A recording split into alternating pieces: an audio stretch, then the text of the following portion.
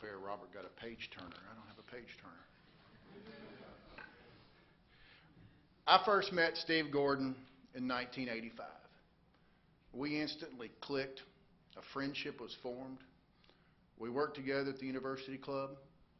We worked together at University check cashing. We lived together for a couple of years, and we have been friends, very, very good friends, for almost 30 years now. I got a call from Steve Saturday morning. He was so weak we were only able to speak for a minute. He told me the news that he didn't want to say and the news that I didn't want to hear. Because of his weakened condition, the call was far, far too brief. We spoke, and he ended the call by saying, we were barred from that homecoming parade after that. I won't go into antics of the chainsaw massacre or the many, many nights at Sewer Boy's house where it just ran on, and we watched many, many sunrises as Steve held court. And I'll go into a little bit of the antics from the 1998 Orange Bowl. It was in Miami. If you remember, because we are here in Knoxville, Chris Fowler of ESPN had just insulted every single UT fan that's ever lived. Well, we were playing Nebraska in the Orange Bowl, and college football game day was down there. The ball game ended, and Steve and I were by the college game day tent. Now, this is back in the days where you could almost reach out and touch Fowler, Herb Street, and Corso. And so we got there. Unfortunately, we'd lost that game. And it was all Nebraska fans and Steve and me and a few other folks. And Steve kept dreaming up these things to say. And we had a megaphone, and so Steve and I were yelling these different things at Chris Fowler. And at one point during a commercial break, we said something, and he stood up, came over to us, and cursed us. That was really, if you watch College Football Game Day, the last time that College Football Game Day ever really got close to the people. And Steve, in his creative self, because Peyton Manning had just lost the Heisman Trophy, a well-deserved Heisman Trophy, to not even the second best player up for the Heisman Trophy Award. And so, and with the pushing of ESPN and ABC, they'd given this Heisman Trophy to someone else. Well, Steve created a button that captured how every UT fan felt about ABC, ESPN, and the Heisman Trophy after that. Well, not only did that button make the newspapers in Miami, the following year, when we were at the national championship game, it got mentioned in the Phoenix paper, the Tallahassee paper, the Nashville Tennessean, and the Knoxville News Sentinel. And so those are some of the adventures that first popped into my head as my wife and I sat there on the couch. You know, Steve was playful and fun. We gather here in Knoxville, just a few miles from our beloved Vols.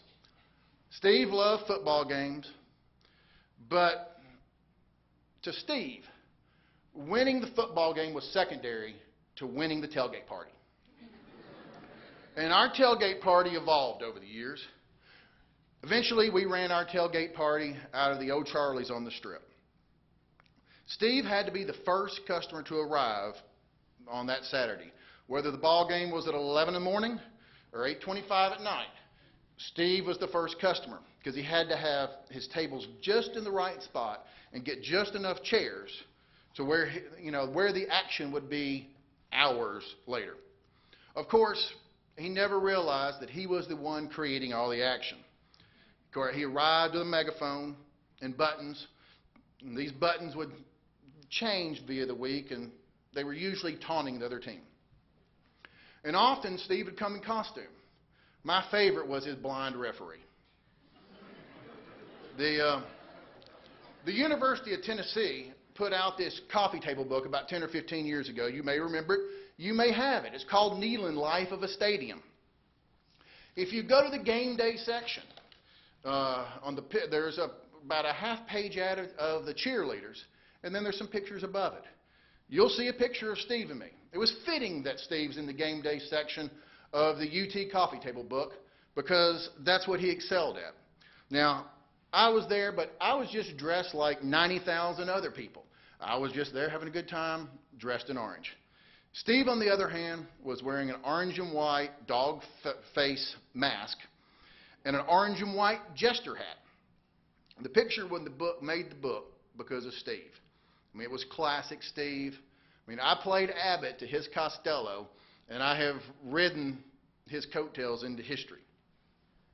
When O'Charlie's closed, we moved the tailgate party to the parking lot behind the restaurant.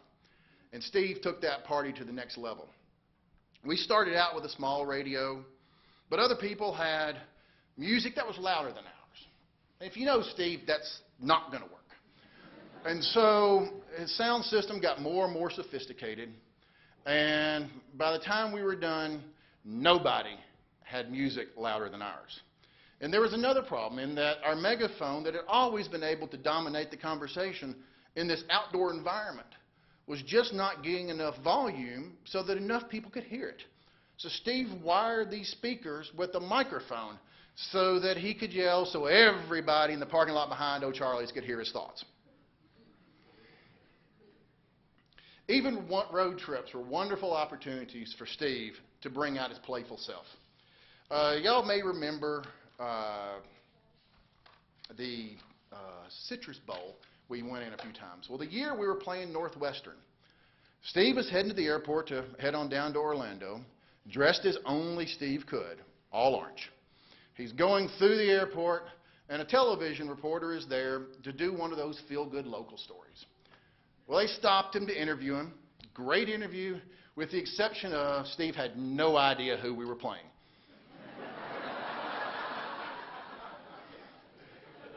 I say all this because it's an example of the playful Steve.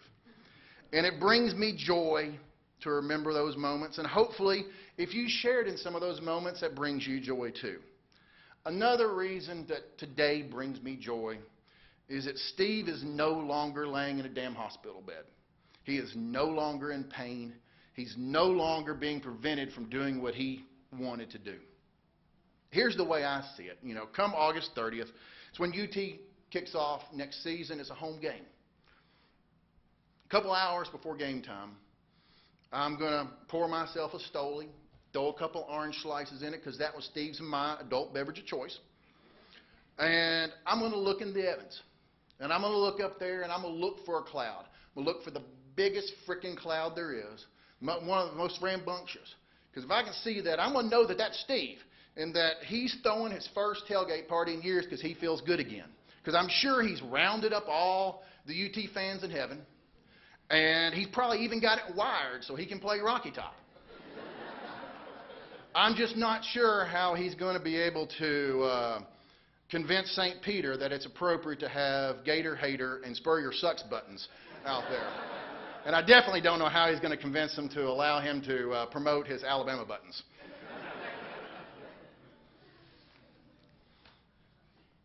But I'd be remiss standing up here today if I didn't mention the other part of Steve's heart. It's the tender side. It's the part that made him a great husband, a great father, a great brother, and a great friend. The only time Steve and I typically found ourselves expressing our softer side to each other was while we were sitting on a bar stool. Now, Kim, you know it, but I'm going to say it again. Steve loved you. I know this because he told me on so many occasions. Sometimes we'd be sitting on a bar stool, just him and me, and we'd be discussing the trials and tribulations of my dating life.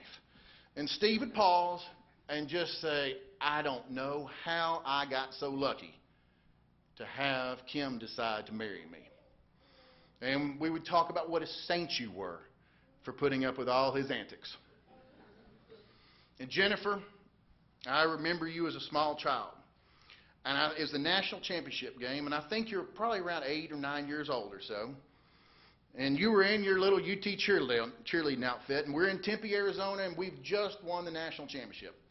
Now, typically, Kim, being the great mother that she was, would peel off after the game, take Jennifer back because it's Jennifer's bedtime. But this is a special occasion. We just won the national championship. And this is even before we realized how bad Mike Hamilton was going to screw up the program. But we hoped to be back there again, but we just didn't know.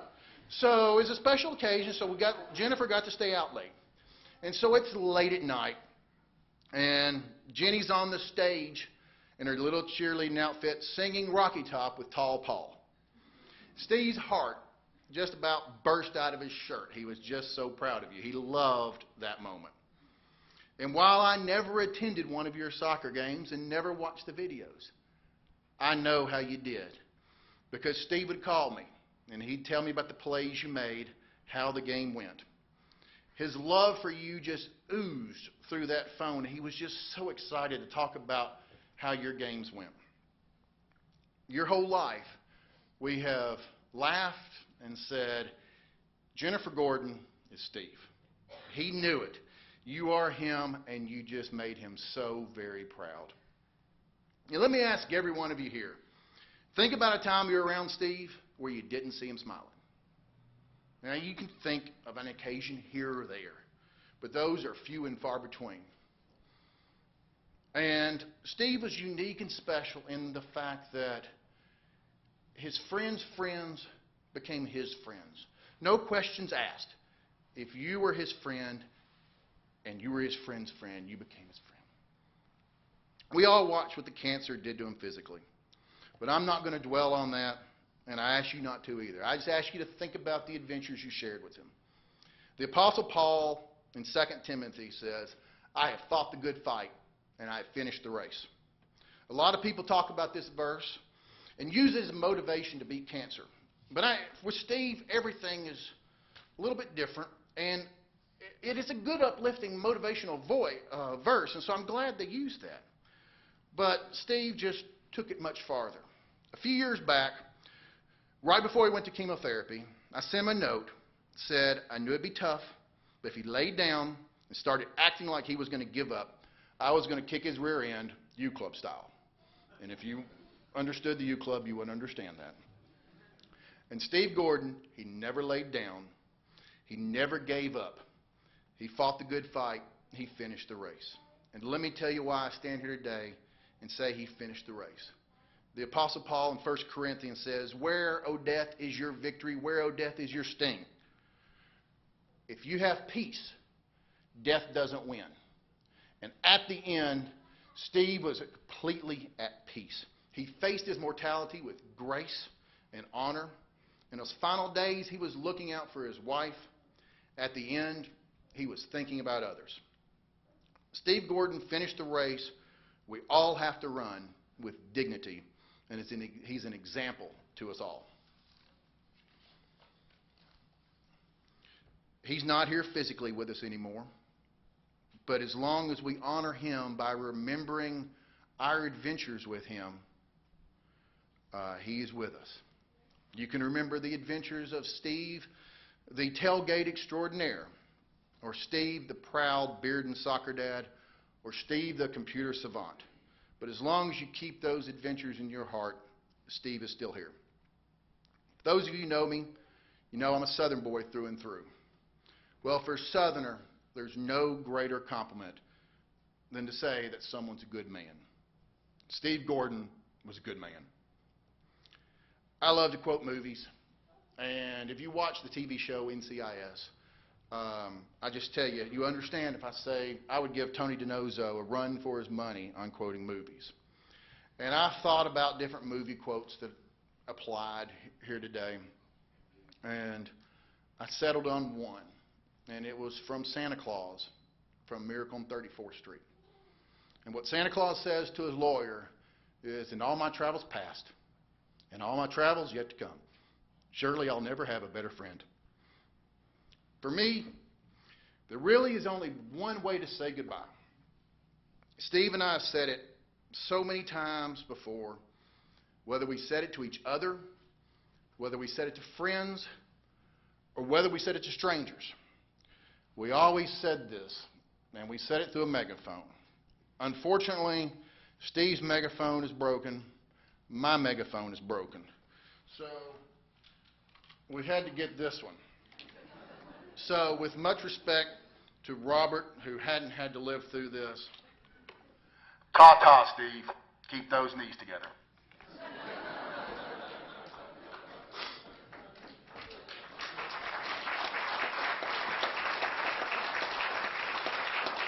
As a special announcement, following this visitation, Steve has requested that everyone go to the tin roof on Cumberland Avenue.